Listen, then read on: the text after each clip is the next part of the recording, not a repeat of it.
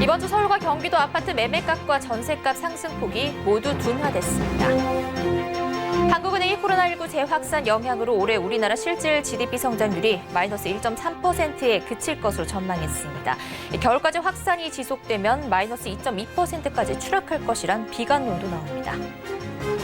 올해 1분기 전체 임금 근로 일자리가 43만 개 늘었는데 코로나19 사태 영향으로 30대 이하 일자리는 6만 개 줄어들었습니다. 라인펀드 판매사들이 오늘 이사회를 열어 금융감독원이 제시한 투자원금 100% 배상 분쟁 조정안을 수락했습니다. 생경제라이브 시작합니다.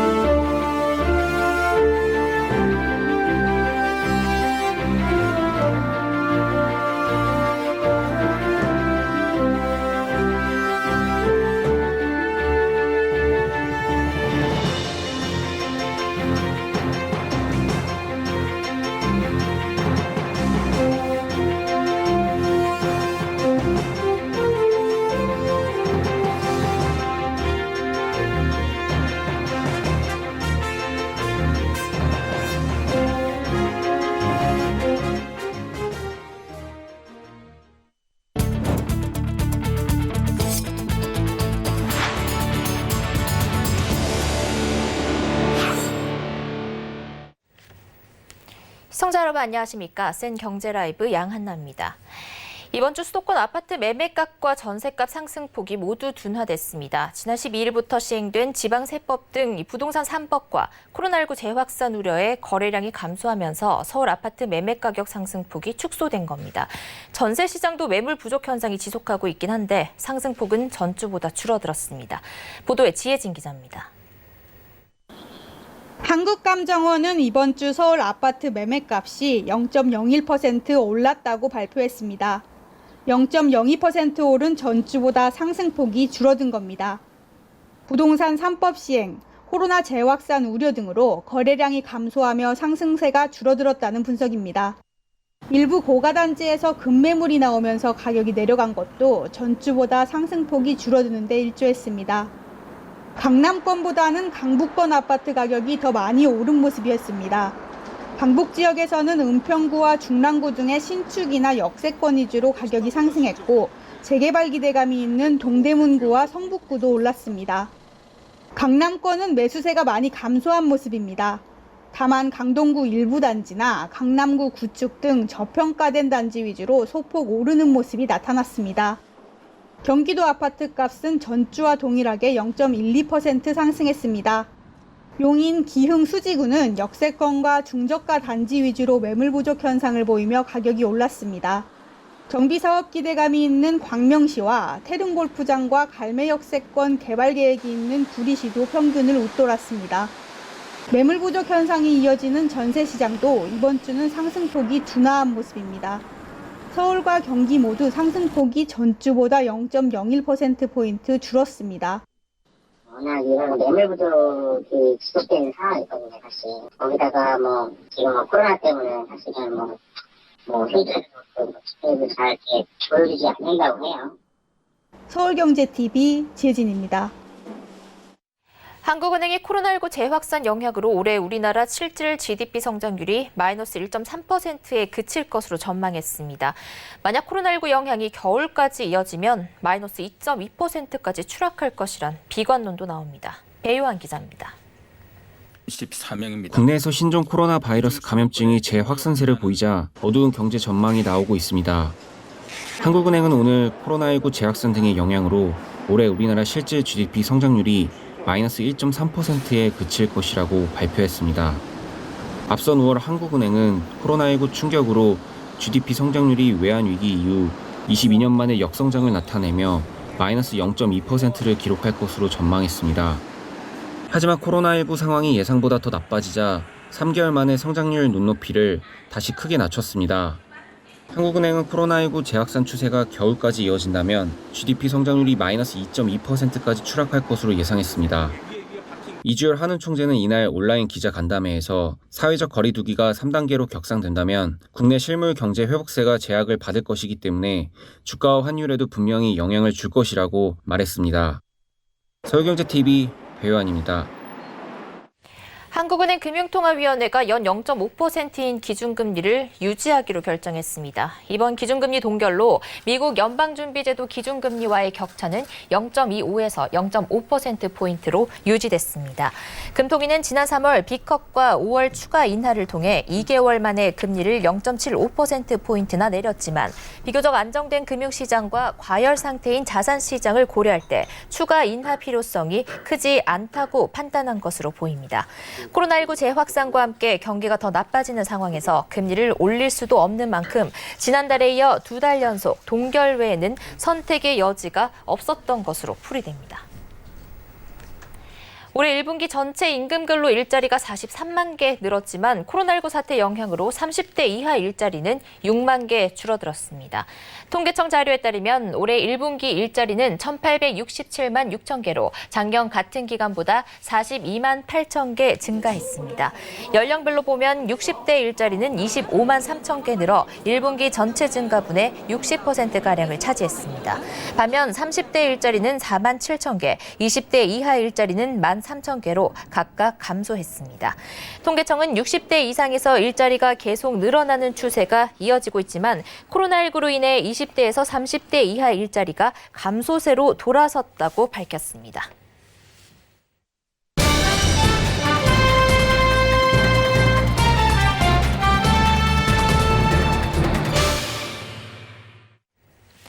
라인펀드 판매사들이 오늘 이사회를 열어 금융감독원이 제시한 투자원금 100% 배상 분쟁 조정안을 수락했습니다.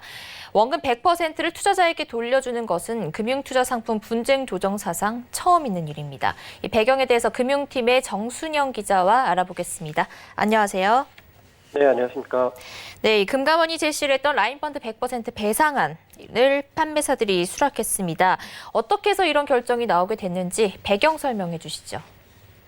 네, 이 라인 무역 금융펀드 판매사 4곳 중 하나은행은 투자원금 전액 배상의 선례라는 부담감에도 금감원 조정안을 수락하는 쪽으로 가닥을 잡았습니다. 우리은행 역시 마찬가지인데요. 이번 결정은 환매가 중단된 라임의 다른 펀드뿐만 아니라 옵티머스 자산운용을 비롯한 다른 펀드들의 사례에도 적용될 가능성이 있어서 앞으로 상당한 파장이 예상되고 있습니다. 판매사들은 최근 한 달 동안 조정안 수락을 강하게 반대해온 일부 이사들을 설득하는 데 주력을 해왔던 것으로 알려졌습니다.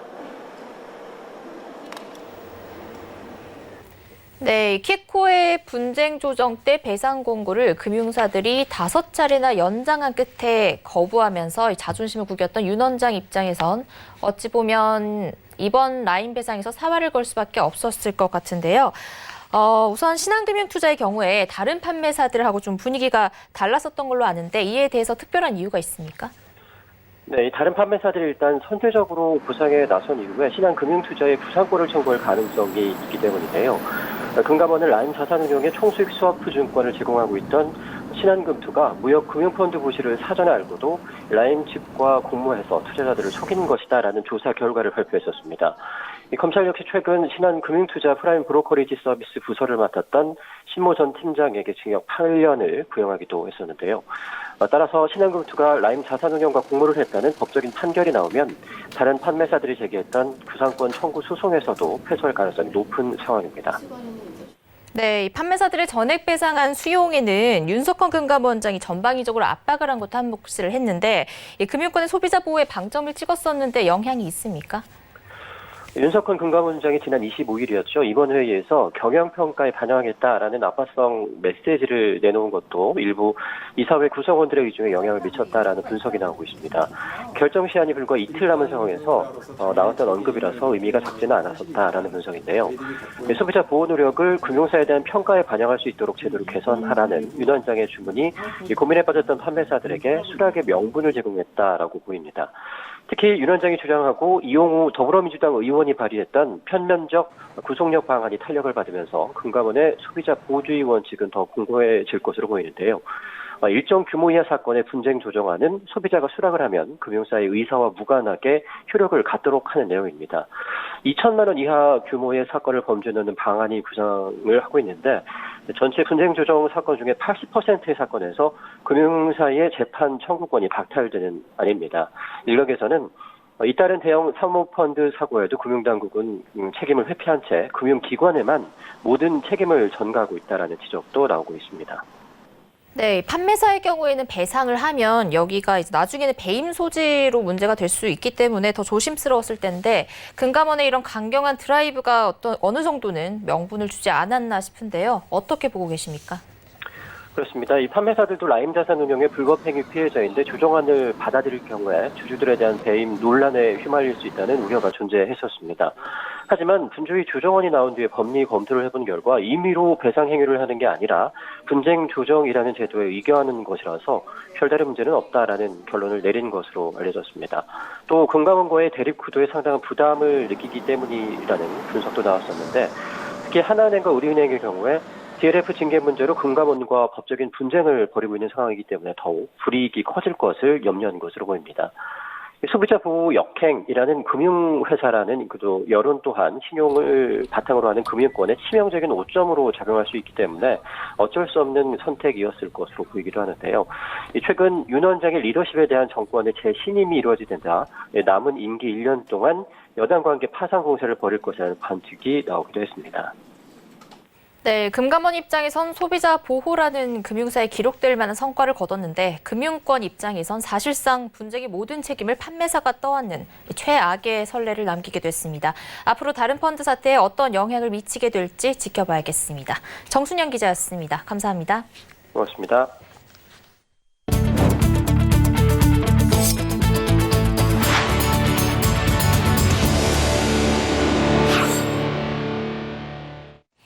올 상반기 코로나19 여파에도 부동산업 창업이 2배 이상 늘어나며 전체 창업 시장을 키운 것으로 나타났습니다.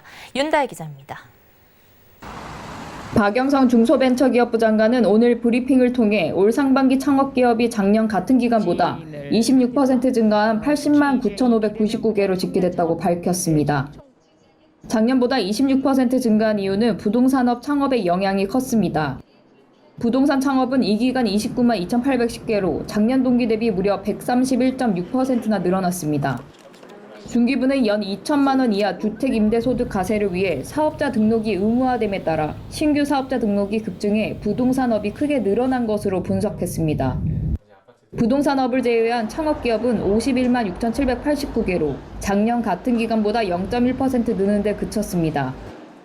업종별로는 도소매업 18만 6,748개로 작년보다 10.2% 늘어났으며 이는 비대면 전자상거래업을 중심으로 창업이 활발해졌기 때문입니다. 숙박 음식점업과 개인 서비스업은 코로나19에 따른 사회적 거리두기 등으로 작년 상반기보다 각각 11.9%, 8.8% 줄었습니다. 제조업도 작년부터 이어진 업황 부진에 코로나19 확산으로 작년 동기 대비 8.8% 감소했습니다. 올 상반기 창업은 40, 50대에서 두드러졌습니다. 부동산업이 급증함에 따라 40대와 50대 각각 17.7%, 31.1% 증가했습니다. 부동산업을 제외하면 30세 미만과 60세 이상에서 늘어난 것으로 특히 기술 창업은 30세 미만과 60세 이상은 각각 15.3%, 15.5% 증가해 청년층과 장년층 이상의 신규 진입이 활발한 것으로 나타났습니다. 앞으로도 비대면 바이오, 그린 뉴딜 분야 스타트업과 벤처기업에 중점적으로 투자하는 스마트 대한민국 펀드를 조성을 해서 특히 이제 이 비대면 분야의 청년 창업 경진대 청청콘 개최 등을 통해서 창업 벤처 생태계의 활력 조성을 위해서 힘써 나갈 것이고 서울경제TV 윤다혜입니다. 코로나19 위기에 싹트고 있는 코리아 프리미엄 열풍의 육성 방안을 논의하는 K-프리미엄 살리자 포럼이 어제 서울경제TV에서 성황리에 개최됐습니다. 이날 포럼에는 K브랜드 전문가들이 참석해 K브랜드를 업그레이드하는 방안을 논의했습니다.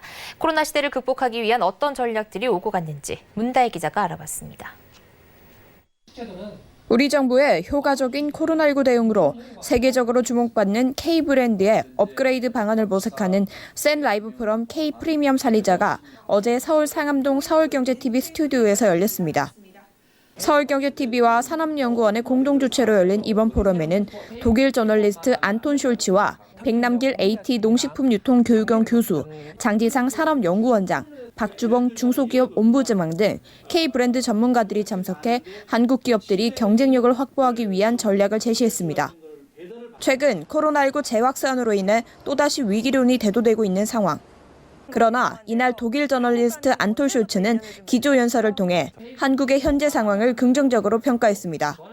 중국 다음으로 코로나 위기에 직면한 첫 번째 국가지만 빠른 회복을 통해 베트남과 독일 등 세계 여러 국가의 모델이 됐다는 겁니다.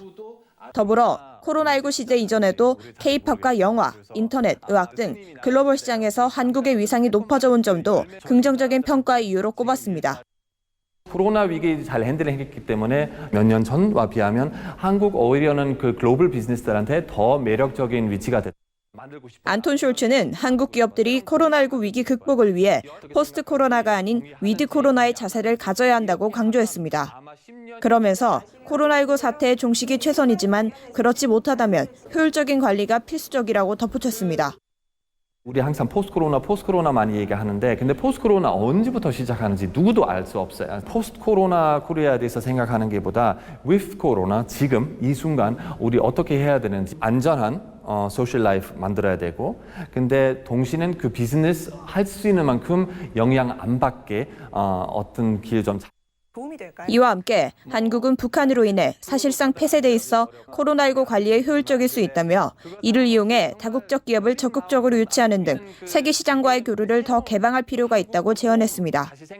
여기에 더 넓은 분야의 문화와 기초과학에 장기 투자할 필요가 있다고도 강조했습니다. 기초 과학에 대해서 투자하면 원래 한 20년, 30년 정도 걸려요. 근데 그런 투자도 조금 해야 돼. 꼭 그냥 K-팝하고 한류만 아니고 조금 더 이 전통적인 한국 문화도 조금 그 마케팅으로 쓸 수 있어요.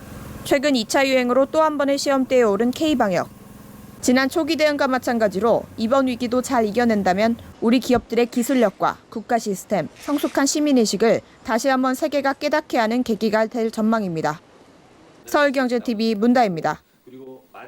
네, 계속해서 포럼 관련 이야기 이어가겠습니다. 어제 오후 포럼에서 강연을 진행한 백남길 AT 농식품유통교육원 교수는 K푸드의 세계 진출 전략에 대해 이야기했습니다. 자세한 소식 서청석 기자가 전달합니다. 코로나19가 지구촌을 강타해 세계 경제가 위기에 처한 상황에서도 우리나라의 농식품 수출은 증가한 것으로 나타났습니다. 농림축산식품부 조사에 따르면 산업 대부분에서 지난해보다 수출이 감소했는데 우리나라 가공식품 수출액은 전년보다 증가해 29억 6천만 달러를 기록했습니다. 코로나19로 인해 가지고 세계적으로 굉장히 어려운 상황입니다. 각 국가별로 성장이 마이너스로 걷고 있는데요. 그중에서도 농식품 수출은 전년 대비 5% 증가했습니다. 그중에 가공식품은 5.1%로 증가했고요. K푸드가 세계에서 주목받고 있는 이유로 코로나19라는 감염병 사태 때문에 건강한 음식에 대한 중요성이 강조되고 있고 K푸드가 김치 등 발효 음식과 재료를 바탕으로 건강한 음식이라는 조건에 부합하고 있다는 분석입니다. K푸드는 전 세계적으로 우리 발효식품이 가지고 있는 그 기능성을 인정받았습니다. 면역 기능성과 그다음에 우수식품으로서 인정을 받았는데 건강식이라는 거죠. K푸드는 건강한 음식에 대한 재고와 함께 다양한 재료를 더하거나 빼는 게 가능하다는 섭취의 편리성이 강점으로 꼽힙니다. 이와 함께 한국은 사계절을 바탕으로 산과 바다, 평야에서 다양한 식재료가 나오는 천혜의 자연 조건을 갖고 있어 좋은 품질의 음식 재료를 저렴하게 공급할 수 있다는 장점도 있습니다. 백남길 교수는 K푸드가 지금 와서 주목받는 것이 오히려 늦은 감이 있다는 반응입니다. K푸드를 체계적으로 관리했다면 더 빨리 세계 속의 K푸드가 될 수 있었을 것이라고 아쉬워하며 정부 차원의 관리가 필요하다고 말했습니다. 우리가 외국에 나가보면 한식에 대한 식재료나 조리하는 사람이 한국 사람이 아닌 경우를 많이 보고 있습니다. 이렇게 무분별하게 흩어져 있는 한식의 식재료를 제도적으로 체계화시켜서 관리한다면 한식이 한 단계 도약하는 데 도움이 될 거라고 생각합니다. K브랜드청이라는 정부기관을 신설해 다각적이고 종합적인 관리로 K푸드뿐만 아니라 K팝, K방역 등 브랜드 K의 표준화가 필요하다는 설명입니다. 이어 코로나19라는 위기를 기회로 삼아 정부 주도로 K푸드를 세계에 알린다면 K푸드가 한 단계 더 도약하고 K푸드의 입지를 공고히 할 수 있을 것이라고 강조했습니다. 서울경제TV 서청석입니다. 이번 포럼에서는 우리 수출 기업들이 글로벌 시장에서 국가 프리미엄을 누릴 수 있도록 K브랜드 업그레이드 전략을 모색하는 좌담도 진행됐습니다. 이 좌담에 참여한 박주붕 중소기업 옴부즈만과 장지상 산업연구원 원장은 K방역으로 시작된 K프리미엄이 일시적 현상이 아니라 지속적인 성장 동력으로 활용될 수 있게 노력해야 한다고 입을 모았습니다. 정홍규 기자입니다. 코로나19 방역을 계기로 한국이 국제사회에서 모범국으로 인정받으면서 한국 제품에 대한 선호가 높아지고 있습니다. 한국보건산업진흥원에 따르면 지난달 의약품과 의료기기 등 보건산업 수출 실적은 지난해 같은 기간보다 36% 증가했습니다. 또 올해 1분기 국산 비대의 미국 수출액이 지난해 같은 기간보다 4,000% 넘게 증가하는 등 다른 제품군에서도 한국산을 선호하는 K프리미엄 현상이 나타나고 있습니다. 박주봉 중소기업 옴부즈만은 어제 오후 열린 센 라이브 포럼 K프리미엄 살리자 2부 좌담에서 최근 K프리미엄 현상은 코로나19에 대한 방역으로 가시화됐지만 이는 하루아침에 이루어진 것이 아니라며 그동안 우리 기업들이 흘린 피땀 눈물, 즉 노력의 산물이라고 말했습니다. 이어 K프리미엄이 일시적인 현상이 아니라 지속적인 성장 동력으로 활용되기 위해서는 혁신과 신제품도 중요하지만 기존 제품에 대한 기술 개발과 투자를 우선순위에 둬야 한다고 강조했습니다. 완전히 새로운 것을 찾을 게 아니라 잘하는 것을 더 발전시키는 데 집중할 필요가 있다는 겁니다. 특히 한국에 대한 주목도가 높아진 이번 기회에 규제 자유 특구 등 기업하기 좋은 환경을 갖춰야 한다고 강조했습니다. K 프리미엄을 규제 자유 특구로 좀 이렇게 풀고 싶습니다. 규제 자유 특구를 이용해서 K 프리미엄을 더 발전시키고 더 세계적으로 알리는 데 큰 역할을 해야 된다. 이렇게 생각합니다. 좌담에 참여한 장지상 산업연구원장 역시 코로나19에 효과적이고 신속하게 대응해 만들어진 K프리미엄은 우리 산업의 글로벌 경쟁을 한 단계 업그레이드할 수 있는 좋은 기회라고 평가했습니다. 그러나 기회는 빠르게 사라질 수 있다면서 글로벌 시장에서 우리 산업이 한 단계 성장할 수 있는 지속적인 노력이 필요하다고 말했습니다. 특히 바이오 의약품과 스마트 헬스케어 등 바이오 산업은 이번이 새로운 먹거리로 키워낼 수 있는 기회라고 강조했습니다. 그 바이오 의약품에 대해서는 저희들이 생산 역량은 현재 상당히 세계적 수준에 올라 있습니다. 다만 개발 역량이 약간 세계적 수준에서 조금 못 미치는데 이 부분을 집중 육성해가지고 키워나가는 것이 중요하다고 생각되고 이 밖에 게임, 음악, 드라마 등 콘텐츠 사업도 K프리미엄으로 날개를 달면 새로운 성장 주도 산업으로 부상할 것으로 봤습니다. 그동안 우리 경제 주력이었던 제조업의 경우 성장 한계에 직면해 비용 절감이나 생산 효율성 제고 등 기존 패러다임에서 벗어나 제조 전 과정에서 스마트 제조 역량을 강화해야 한다고 지적했습니다. 즉 생산뿐만 아니라 기획 설계, 생산, 유통 판매, 사후 서비스 등 전 영역에 걸쳐 새로운 스마트 제조업으로 전환해야 한다는 겁니다. 서울경제TV 정원규입니다. 센 경제 라이브 마칩니다. 고맙습니다.